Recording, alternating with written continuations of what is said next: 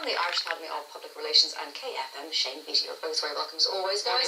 Ellen, let's talk first of all, before we talk about border here in Ireland, Labour's U-turn. Quite a U-turn. A huge U-turn.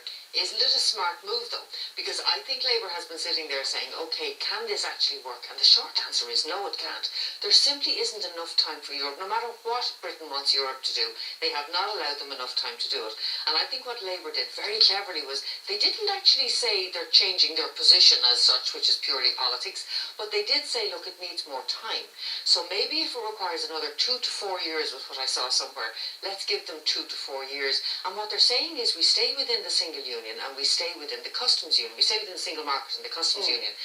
But it's really interesting because it means they'll be bound by all of the rules without actually having any input into the rules that are being made. And it definitely changes Labour's position on immigration, because that was their big thing. We need to get a handle on immigration right by God now. And actually what they're saying by allowing 2 to 4 years is, well, actually we need to kick that can much further down the road. There's nothing we can do about it for quite a while, because they're going to have to accept EU rules during that period. But it does seem to be a smarter move. Does it suggest that the narrative is shifting to a maybe Brexit isn't inevitable? I'm not sure. I think they're probably hedging their bets a bit. I think maybe what they're looking at is possibly there is a Brexit, but not under Theresa May, not with this government, and possibly 10 years down the road or longer. So I think what they're doing is they're building in breathing space. Okay, Shane, let's talk about how it's going to affect the border up here. I mean, Varadkar saying he's pretty confident as one could be, that passports are not going to be involved. Well, then you've got Mary McAleese saying, well, I don't know how you can discriminate between Irish citizens and other EU citizens, which is a very valid point. But he does seem quite certain about this. There isn't going to be a physical border per se. The checks are going to be in relation to jobs and claims and welfare. Yeah, and Madame Mary McAleese's intervention was quite interesting because she spoke for a lot of people who are wondering, how do you differentiate between the way EU and UK treats Irish citizens here, and obviously someone coming from the north as well, they're going to be far more concerned and worried about this. Leo Varadkar has very clearly, it's on the front of the Times Ireland edition today, that there will be no sort of changes to the passport situation, that really it's about if you're trying to get work after Brexit or trying to claim benefits after Brexit. I don't know how he's so confident on this. I really don't, because I was on holidays last week, so you know, you have to watch Sky News and stuff when you're on holidays in your apartment. You don't have to, Shane, by the way. You can just have a holiday and not watch any news. It's just hear the English voice in the background. But anyway, watching that, I mean, you asked the question there, is Brexit less inevitable, perhaps? When you watch some of the experts in the UK, they're quite happy with the way this is playing out so far.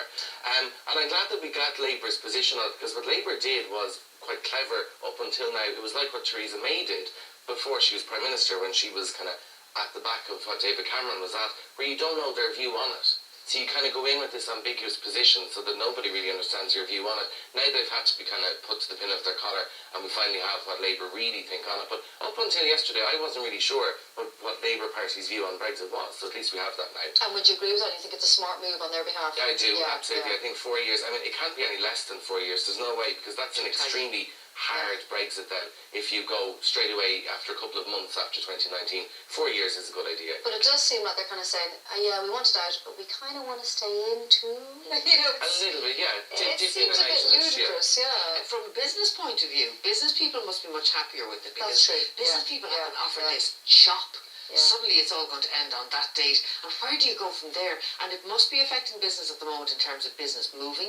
I saw something at the weekend about people who are actually working in the UK are now starting to leave and move to other EU countries because they're not going to have sort of that safety or security of tenure in a job afterwards. Huge airline issue as well. Massive issue in absolutely every element of the UK life that you I still don't think it's a fait accompli, you know, lads. Time will tell. Time will tell. I mean, how much this in 10 years? It could be entirely different. When you've new politicians in, get rid of all the old guard conservative I just think everyone is realising it'll be an unmitigated disaster, and slowly but surely we're trying to edge our ways into a third way. Not everybody. The Brexiteers are saying they would be. Quite happy. They would be. They're the majority. They were the majority. But I think if Labour gets this extra 4 years added on, it could become 6 years added on. Exactly. And it could become well, maybe we'll separate, but not quite. Yeah. It won't be a complete divorce. It will be an amicable separation, and we both live in the same house. We'll both live in the same house, and we'll get on I grand, think and we'll be that's what civil it'll to be. each other. That's exactly what will happen. It'll be an Irish solution. An Irish solution to a British problem. I love it.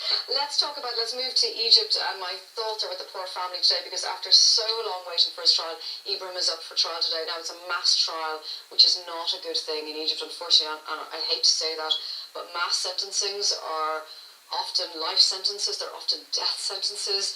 Mass trials do not tend to fare well for those who are receiving the judgment. And now, we've heard that hopefully he'll be able to return after the sentencing, but I don't know, Shane. And you can understand why the family are kind of thinking we could come to some sort of conclusion today, but they may be sceptical. They've been through this before. I mean, how many times over the last 4 years has Ibrahim been brought through the court and then... Do you not think there's a sense today that this is going to happen, though? Today is the verdict of verdicts, it would seem. And what's going to happen after that is that Leo Varadkar is going to get on the phone straight away to the Egyptian president. I think Simon Coveney's getting onto his counterpart in Egypt as well to try and get Ibrahim home. I mean, he's gone from a boy to a man in prison here. There's not much we can say on it. We don't know what the judge is going to decide here. But again, I say, and I've said this before, if it was me that had been in Egypt and got caught up for whatever reason in a protest, there's no way I would be in prison 4 years later. I think it's the fact that it was Ibrahim Halawa, and I don't think that an awful lot of Irish people felt that he was Irish or cared enough about him. I believe that if it was me, I believe that it was Ellen, I believe it was Paddy O'Brien who was in Cairo that day. The efforts would have been more concerted. Yes, I absolutely think so. Because accusation you're levying at the government. Well, I think it's... But they haven't tried as hard as they could have. I mean, if you look, only now we're hearing that Leo and Simon are getting on the phones. Now, in fairness... There has been efforts over the years. But even government, you've had a change of leadership. Exactly. And I think actually Leo Would you agree with Shane Ellen? No, I think it's been very badly communicated. I think the government has probably been doing an awful lot in the background. That we're not aware of. Yeah, but I think they haven't kept the family informed. Yeah. Because the family weren't happy. Now, the family either weren't happy because the government wasn't doing an awful lot, or because they didn't know what the government was doing. I think the really interesting thing with Leo Varadkar suggesting that they haven't been doing much. Possibly, but I think the really interesting thing with Leo Varadkar now is that there are three possible outcomes of this trial. One is that he's found not guilty, in which case he comes home. One is that he's found guilty, but the time he has served is in lieu, he's coming home. The third is that, as you sort of hinted, maybe it will go awfully wrong and he'll get a very long life sentence. And I think that's when Leo Varadkar needs to get onto the phone to President Al-Sisi immediately and say, actually, we would like him to serve his term in Ireland, so let's get him home straight away. But there were other people from other countries accused of the same thing Ibrahim was, and they're home. There was an Australian who's home. So this is my point. And, people will say, well, why would Egypt listen to little old Ireland? We have very strong trade links with Egypt. We export a lot of meat to Egypt as well. And again, I say, if Paddy O'Brien was arrested in Cairo and put behind bars, there's no way 4 years later he would still be behind bars. But Ibrahim's 3 sisters were also taken in. They spent about 3 months in prison, and they are home. So I don't think it's black and white. By the way, they actually found out today their fate as well, the 3 sisters. So it's a very stressful day for the family there. But I think that there's a significant proportion of Irish people who don't care as much about Ibrahim Halawa because of his name, because of his links, or not his links, but his family's history and the fact that they're from Egypt originally. And I think if it was a traditional Irish family, people would have been out on the streets. But the other interesting thing, sorry, and I don't agree with you on that one, but I think the other interesting issue for the government is, why is any Irish citizen in prison on charges that are not life-threatening? He hasn't murdered somebody for 4 years. I think it raises really serious issues for the government. They need to put new structures in place to make sure this doesn't happen to any of us. 100%. It shouldn't happen to any Irish citizen. Ellen and Shane, thank you both very much. Now, let us know your thoughts on any of the